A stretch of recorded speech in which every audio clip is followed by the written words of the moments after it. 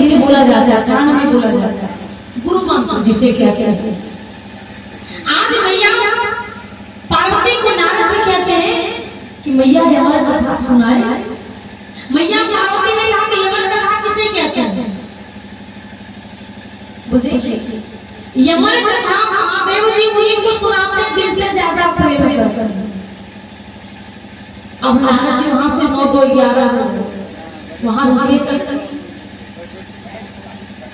अब जो है मैया पार्वती के मन में शंका हो गई कि हमारे पतिदेव जी हमसे प्रेम नहीं करते। अच्छा, दूसरे के बातों में आकर के अगर पति पर पत्नी अगर क्रोध हो जाए और पत्नी पर पति की क्रोध हो जाए दूसरे के बातों में आकर के, तो हम तीसरा का गलती नहीं है। इसका मतलब तो पार्वती हमारी इर्द गिर्द घूमने लगती थी, स्वागत में भक्त में लग जाती थी, लेकिन आज तो नहीं। क्या कारण क्या नहीं है? कारण क्या है? भोलेनाथ जी ने कितनी बार आवाज दी, अब पार्वती कहाँ हो, पार्वती कहाँ हो, लेकिन मैया पार्वती चुप्पी लगा करके बैठी है। वह भी यमन गुफा के भीतर में। क्या मैया क्या लड़ते हैं तो बोलना मन कर देते हैं। जे करबो करबो जे खेबो हमरा नाय मतलब कैसे खेबो नाय खेबो चलनियो मेरा। आज जो है मैया पार्वती क्रोध के आवेश में अमर गुफा के भीतर में जाकर के बैठ जाती है। भोलेनाथ जी आवाज दिए, एक बार नहीं, कुछ क्वेश्चन का आंसर एक बार नहीं। अब जो है जब भोलेनाथ जी अंदर जाते हैं तो देखते हैं कि क्रोध के आवेश में आग बबूला होकर के पार्वती बैठी। महादेव जी ने सोचा इसका मतलब कैलाश पर्वत पे कोई आया था। भोलेनाथ जी तीसरे नेत्र को खोले तो समझ गए कि नारद जी का सब किया हुआ। नारद जी आए थे, इसका मतलब सब नारद जी का किया। फिर मैया पार्वती के मन में क्या चल रहा है कैसे निकाला? तो भोलेनाथ जी ने कहा कि पुत्र दोनों पुत्र कहाँ गए? कार्तिक और गणेश कहाँ गए? मैया पार्वती ने कहा मैं सबका ठेका ले लिया हूँ।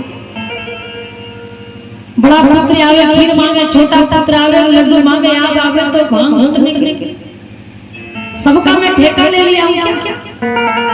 अगर बेटा अच्छा काम करे बाल बच्चा तो मैया कहती हमरे सब चलिए चलना के गट में सब वाला मच में हम चलिए। और जहाँ बेटा थोड़ा सा कुछ 19 20 तो मैया क्या कहती है सब सोहरे पर गर्व जो सब सोहल होते सब बाल बच्चा। आज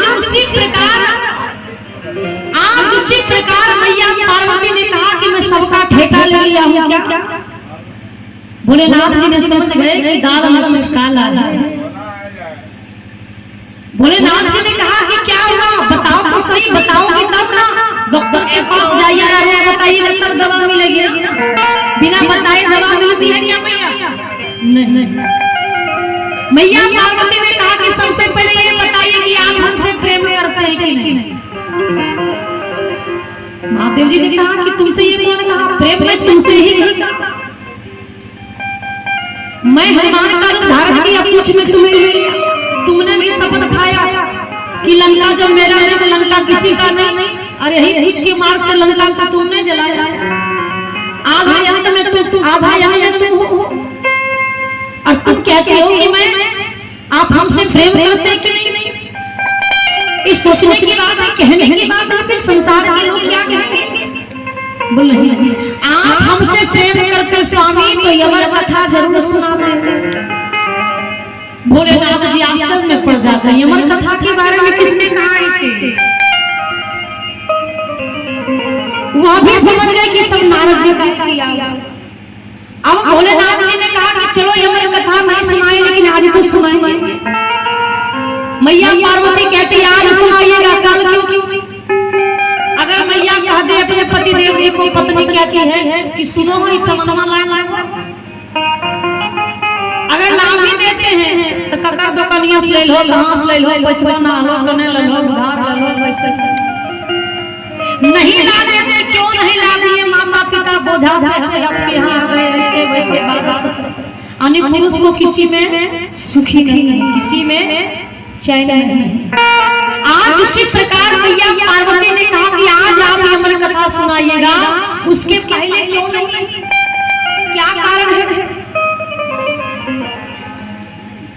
भोलेनाथ जी ने कहा कि देखो यमन कथा ये जो है एक गुप्तनीय कथा है, गोपनीय कथा है, रहस्यमयी कथा है।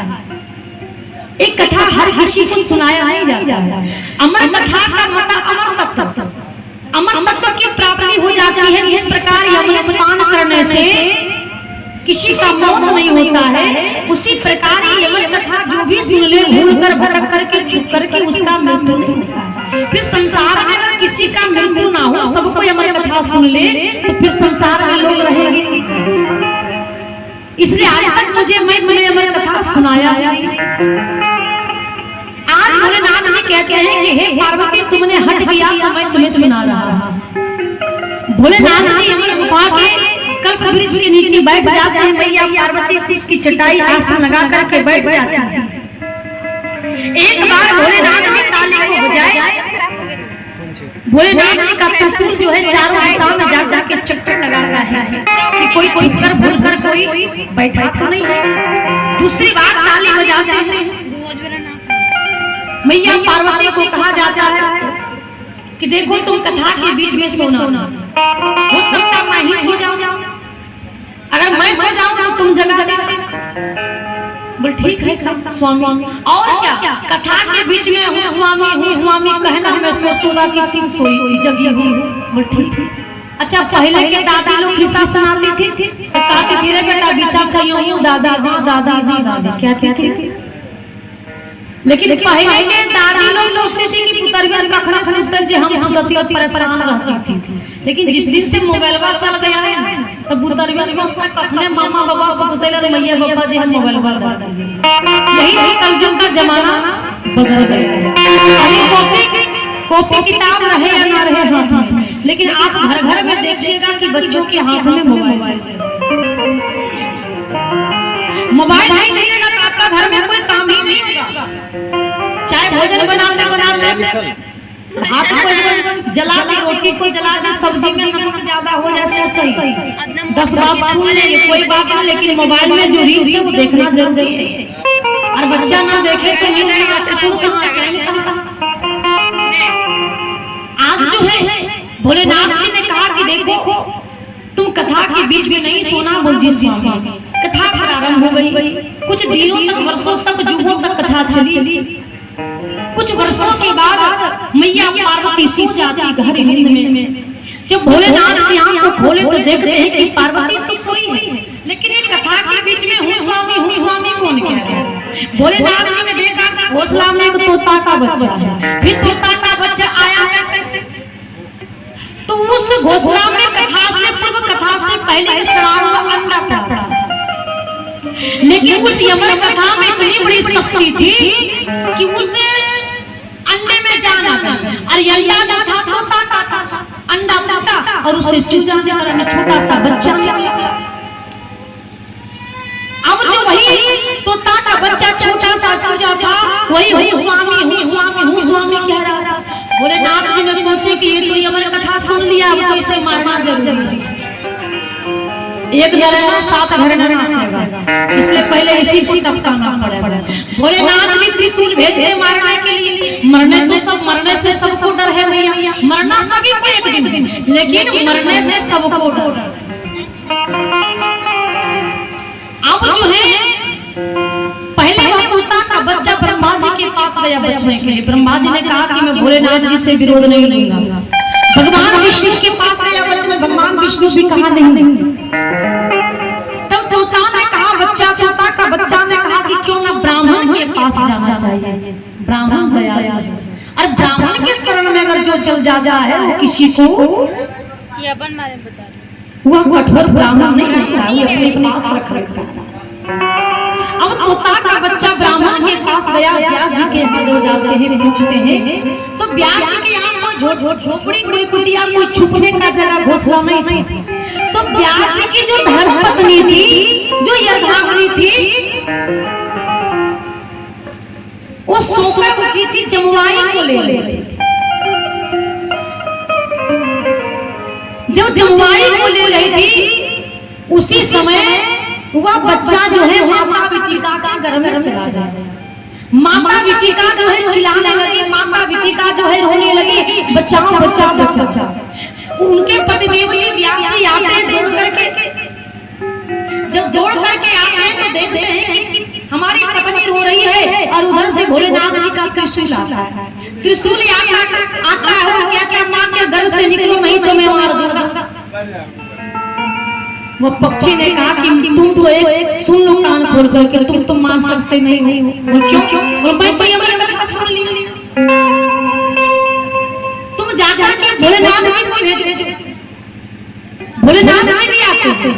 भोलेनाथ जी 1 साल का समाधि लेकर बैठ जाते हैं कि बच्चा मां के गर्भ से निकलेगा 9 महीना या 10 का छाव।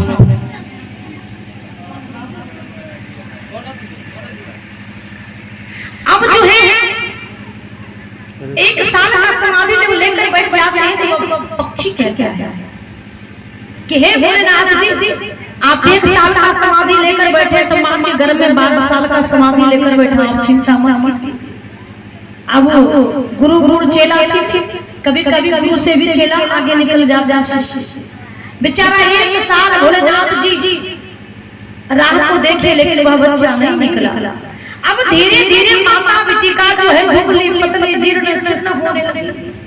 मां के गर्भ में रहता है बच्चा तो भोजन कमी हो जाती है, शरीर में सूजन हो जाती है, आंख में दिखाई कम देती है, शरीर में वेदना होती है, कष्ट होती है, उठने में, बैठने में, सोने में, खाने में, चलने में, दौड़ने में, अनेक प्रकार की कष्ट होती है उस नारी को। तो बताइए वो बच्चा वो पक्षी नहीं रहा, वह मां के गर्भ में धीरे धीरे जो है बढ़ता जा रहा है। इस प्रकार से जो है 11 साल बीत गए, लेकिन मां के गर्भ से निकलने का नाम नहीं लेगा। 11 साल बीत जाने के बाद 11 साल जैसा लंबाई चौड़ाई वजन 11 साल तक। एक दिन माता बिटिका अपने पतिदेव जी से कहती है, व्यास जी से, हे स्वामी, भगवान विष्णु जो है करुणा के सागर है, दया के सागर है, करुणा के निधान है। हे प्रभु आप उनका ध्यान करें। इतने बड़े हंगारी जब गज ने आदि किया भगवान विष्णु को, इतने बड़े हंगारी मरते बढ़ते जब आया, पुष्प उठाया, अपने सुख से भगवान का स्मरण किया, तब भगवान विष्णु जब चले आए तो मैं तो आज तक भगवान का नाम भी लेना नहीं छोड़ा। अब भगवान विष्णु को याद करें कि भगवान गरुड़ पे चढ़ कर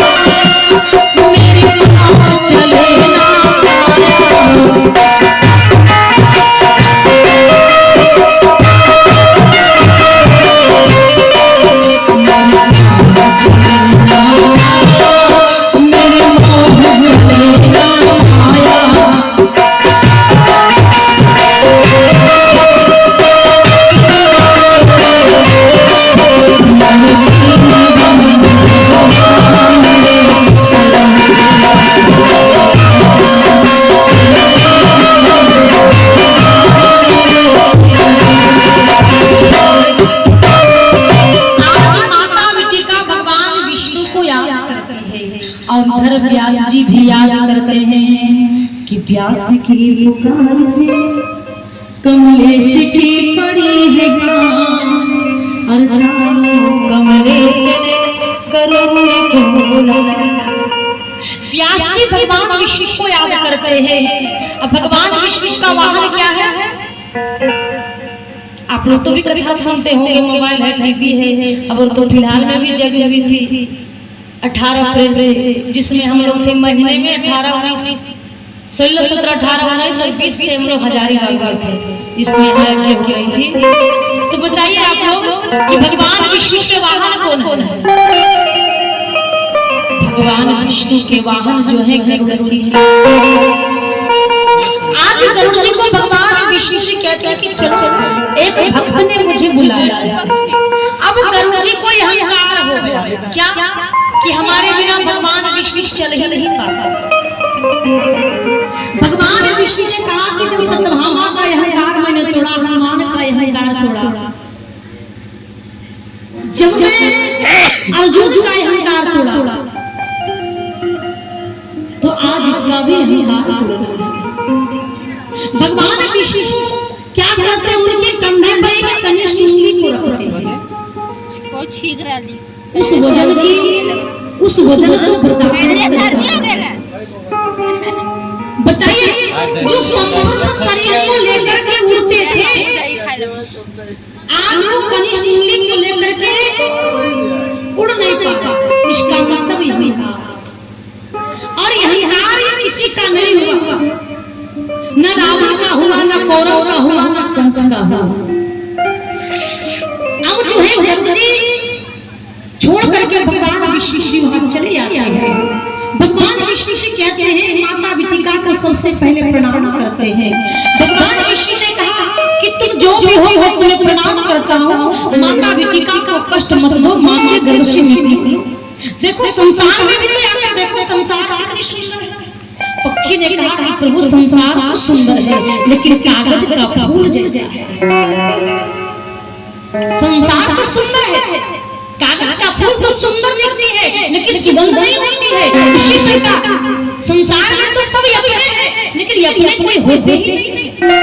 फिर ऐसे दुनिया में, ऐसे संसार में, ऐसे लोग में आने से क्या फायदा? मैं यही आनंद में हूँ।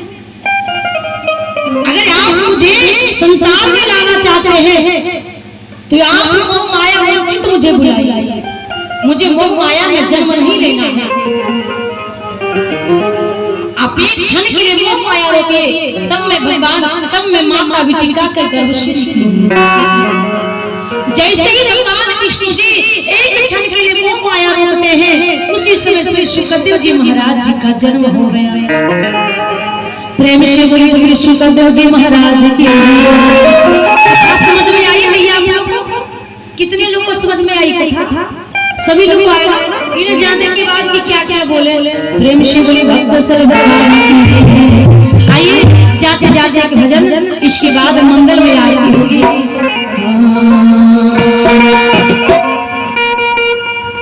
कि धोवत धोवत तोहर मंदिरिया